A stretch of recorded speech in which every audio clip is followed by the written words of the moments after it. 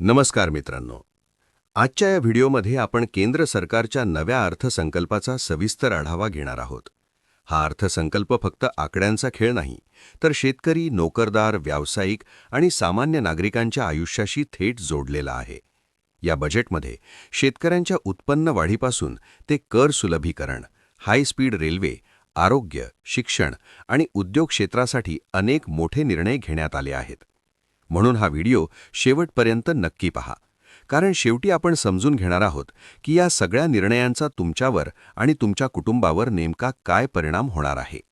भाग 1. शेतकऱ्यांसाठी अर्थसंकल्पात काय खास आहे.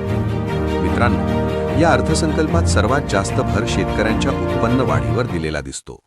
सरकारने स्पष्ट केलं आहे की शेती केवळ पारंपरिक पद्धतीने नाही, तर संशोधन, प्रक्रिया उद्योग आणि बाजारपेठेशी जोडून पुढे नेली जाणार आहे. सर्वात आधी बोलूया नारळ शेतीबद्दल. सरकार नारळासाठी स्वतंत्र संशोधन केंद्र स्थापन करणार आहे. याचा फायदा कोट्यावधी शेतकऱ्यांना होणार आहे.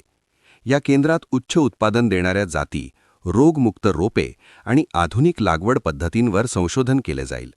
यामुळे नारळ उत्पादक शेतकऱ्यांचा खर्च कमी होईल आणि उत्पन्न वाढेल.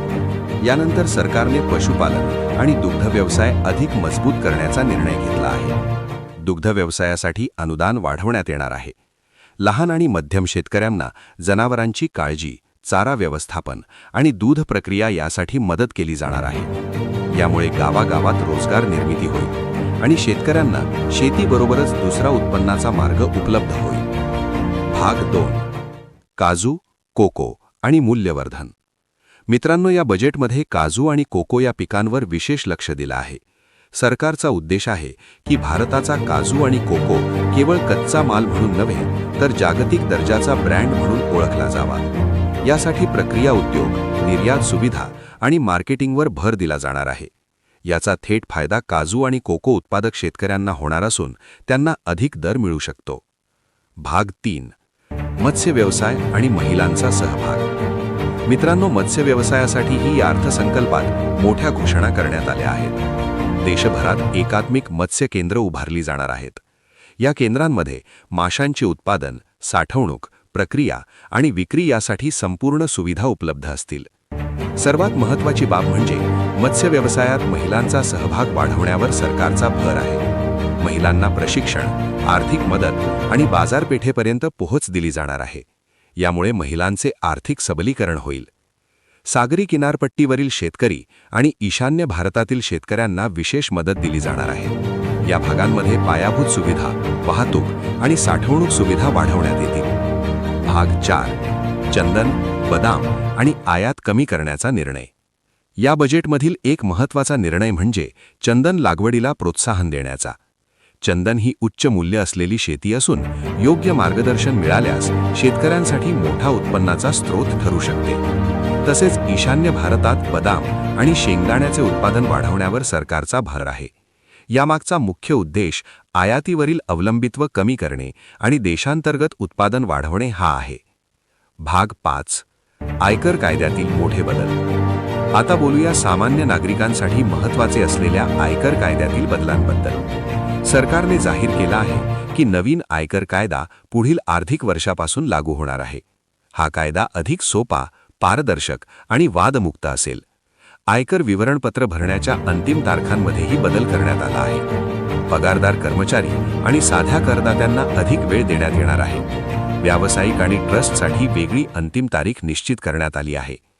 शिक्षण आणि आरोग्य खर्चावर आकारला जाणारा कर कमी करण्यात आला आहे.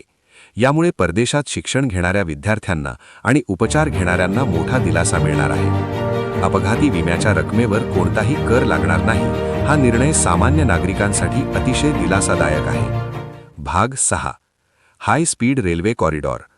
मित्रांनो, देशाच्या पायाभूत सुविधांमध्ये क्रांती घडवणारा निर्णय म्हणजे हाय स्पीड रेल्वे कॉरिडॉर. देशातील प्रमुख शहरांना जोडणारे हे मार्ग प्रवासाचा वेळ कमी करतील.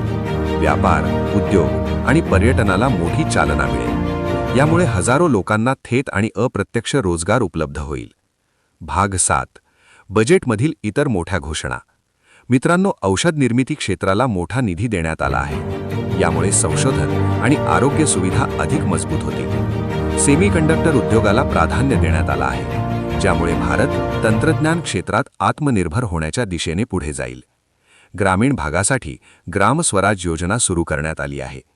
देशी कापड उद्योग, टेक्स्टाईल पार्क, कंटेनर उत्पादन आणि आरोग्य सेवा यामध्ये मोठी गुंतवणूक करण्यात येणार आहे.